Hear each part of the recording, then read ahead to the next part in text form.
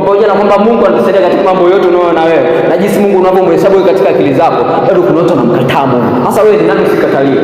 Usiogope kukataliwa. Yaani kama una jambo lako unataka kulifanya, usione aibu, usione hofu, usijifili ile hofu ya kwamba watu watanikataa. Usifili ile fia ndani kwamba watu watakataa. Kwa hiyo usijaribu. Hapana, wewe fanya. Watu kukubali ni hao. Yaani unatakiwa macho yako yote ya focus katika wale watu wanaokupenda. Yaani usifocus na wale watu ambao hawakusupport, watu ambao wanaona na wewe, achana nao. Focus na wale watu ambao wanakukubali. Wale watu ambao wanakukataa, achana nao.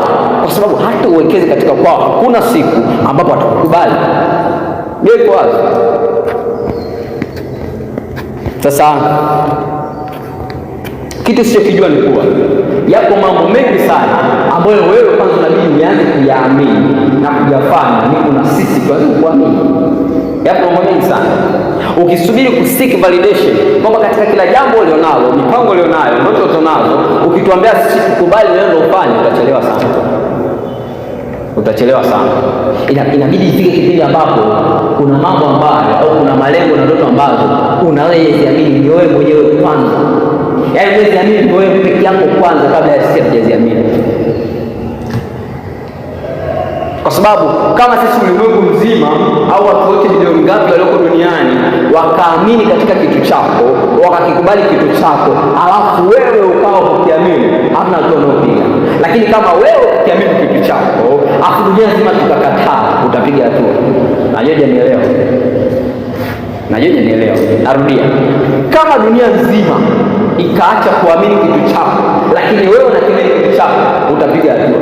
Lakini kama dunia nzima tutakuamini na wewe mwenyewe ukiamini, wanakuamini katika kitu ulicho nacho, nowhere you are going. Hakuna kuelekea. Hakuna tutakayopiga yote. Kwa hiyo kumbe mtu wa kwanza kuamini katika wewe ni wewe mwenyewe, hakuna mwingine.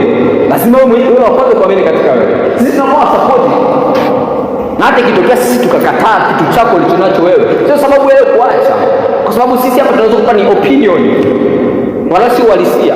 Yaani mimi kukwambia wewe huwezi, haimaanishi kweli huwezi. Ile ni mawazo yangu mimi. Na wewe unabidi uyachukue kama mawazo. Ile usichukue kama ndo final say.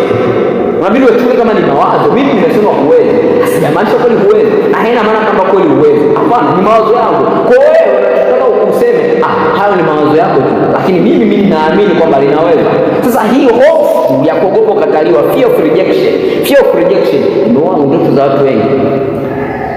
Tunaposema umekuwa, ni lazima ukubali ushinde hichi kitu, ukubali kuacha hichi kitu. Yaani ukubali kusema mimi ni miongoni mwa watu ambao mkubali nachofanya, msikubali, still I'm going forward.